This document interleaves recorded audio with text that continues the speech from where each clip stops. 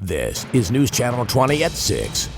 A water main break, gushing water several feet high outside of a hospital in downtown Springfield. The icy mess left behind. And the bout of bitterly cold temperatures spanning several states now, with temperatures dipping well below zero. Will there be a warm-up in time for the holiday? Making sure your packages arrive in time for Christmas, when your mail needs to go out in order to arrive by the 25th, and how the cold weather is impacting deliveries.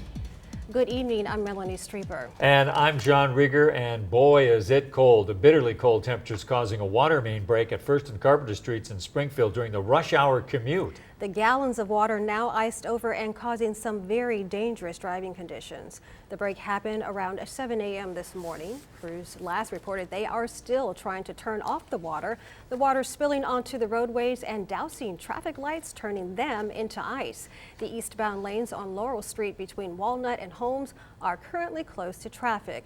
Memorial Hospital tells us that water had to be shut down in one of their buildings, but it will not affect patients. Anyone heading to the hospital is advised to use the main entrance.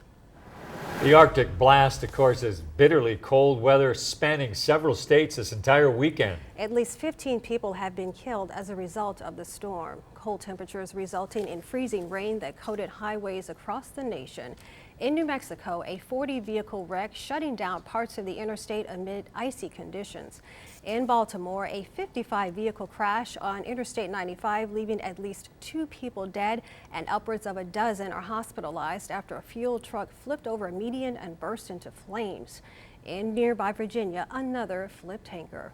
We had a fully loaded gasoline tanker, approximately 8,000 gallons, that overturned, and then another vehicle ran into the side of it because it couldn't stop. That was just one of dozens of accidents in the area over the weekend. Forecasters are expecting more freezing rain tonight along the East Coast. With the dangerously cold weather, the American Red Cross has a reminder for residents. They say to stock up on certain supplies in case you're unable to leave your home. They recommend having a 3-day supply of water. In case the power goes out, they say to have a battery-powered radio, flashlights, and plenty of firewood or coal to heat your home. The winter weather has caused some problems for the U.S. Postal Service. We spoke to an official with one post office in Springfield who says their employees are working hard to ensure all packages are processed. And here's a reminder. We've got the deadlines to ensure your packages arrive in time for Christmas. The last day to send something first class is tomorrow, December 20th. Priority packages must be sent by December 21st to arrive by Christmas. And the final day to send something Priority Mail Express is December 23rd. If you're hitting the road this holiday, expect to pay more money at the gas pump.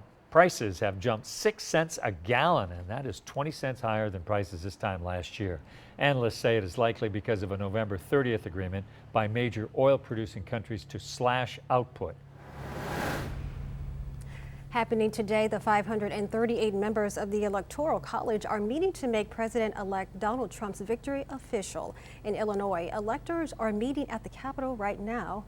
In addition to voting on Trump, they'll also decide whether the Electoral College should be changed. 13 of the state's 20 electors said the Electoral College should be repealed, while 4 said it should stay in place. That's according to the Associated Press. 3 others were undecided. Elector Tabares has seconded the nomination. Are there other nominations?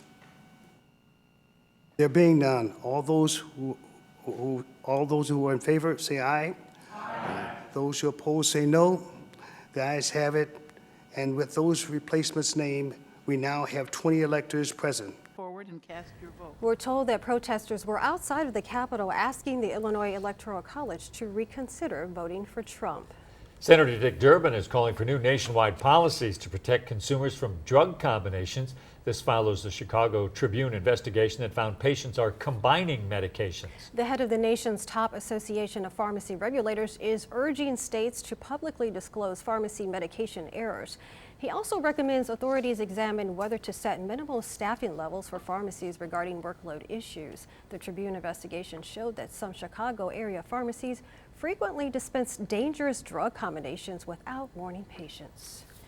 When we return, we'll find out more details on this frigid forecast. I tell you what, John, I was stuck inside all weekend long because there was just a sheet of ice on the sidewalk and the driveway. Yeah, we saw those cars, those accidents along the way, and the roads are bad, but those parking lots, how did you get to and from your house then to the car? I used table salt, and when I ran out of that, I used some kitty litter. You're lucky you didn't run out of kitty litter there to get Yeah, there. I got a little bit left. Yeah, it was a rough weekend. Well, we'll be back with Cheryl after this.